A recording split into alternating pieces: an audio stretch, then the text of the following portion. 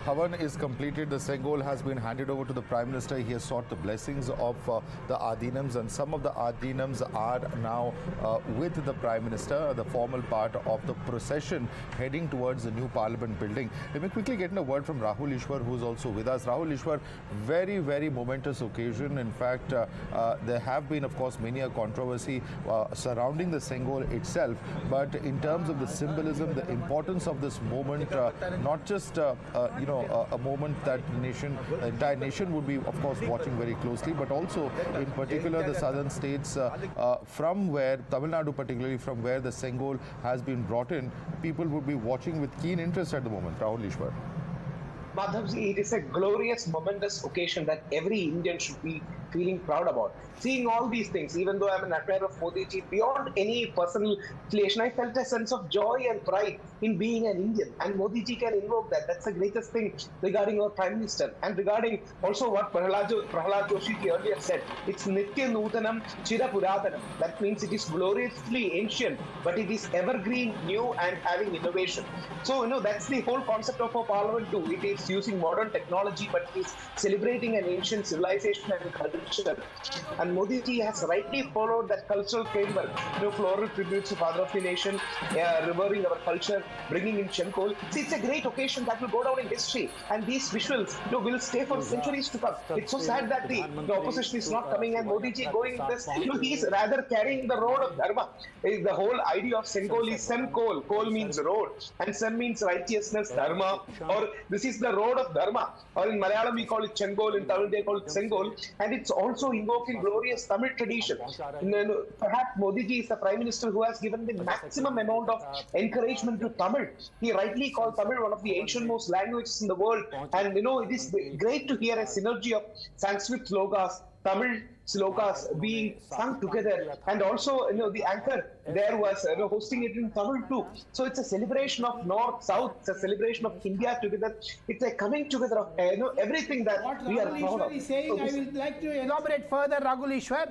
What they are chanting is Tirupugal, Tevaram, the Oduars. They are preceded by Mr. Narendra Modi, and the slokas, what they describe is Sarve Jana Sugino Bhavantu. That means, everyone in the world should be happy. That is the Tamil poet who sung the song 5,000 years ago. That is called Tevaram. And Tevaram is being sung by the Oduars. Oduars are those who chant the mantras, Tamil mantras. They are all permanent staff members of the Adheenams. That is why the procession which is coming now in the Adheenam, they are entering into the Lok Sabha premises with Adheenams. The gentleman who has got a long turban of black hairs, that is the traditional one.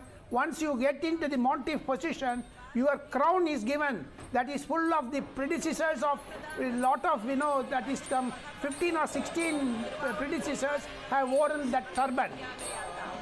All right, very significant that they are now with the Prime Minister inside the chamber of the Lok Sabha, where in fact the Prime Minister is any moment now going to install the Sengol. A huge moment indeed. In fact, let me take this across to Shekhar Iyer as well. Shekhar Iyer, a very, very momentous occasion indeed. The Sengol that is being installed inside the Lok Sabha, but of course not without its share of controversy. There are many who have in fact questioned the need for the Sengol itself. There are some who believe that it is a symbol of monarchy and it should not have a place in modern democracy. How do you view this, Shekhar Iyer?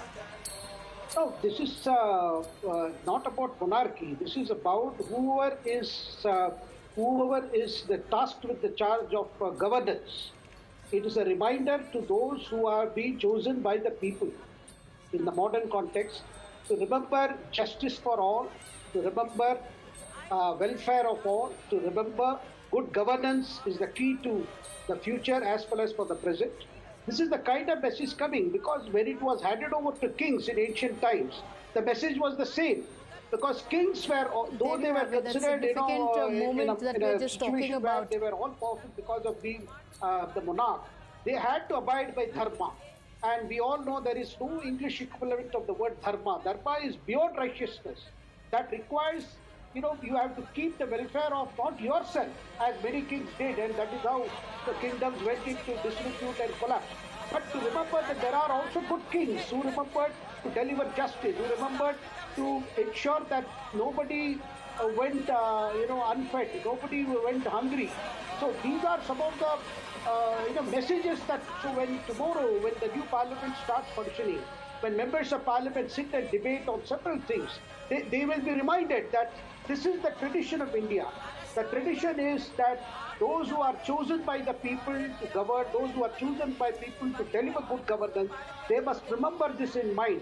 I think in a way it is also a message to fight corruption. It's a message to fight selfishness, which has, got fully enhanced in the kind of politics that we have seen today. This is a bigger message is there, and also, it was mentioned about Tirumurais that were chants that were made. This is all to ward off the ill effects that are caused by the minds that they can think nothing but evil. They also produce energy, and the whole chance is to disperse those energy, fill the occasion with positive energy, energy that does not Yes.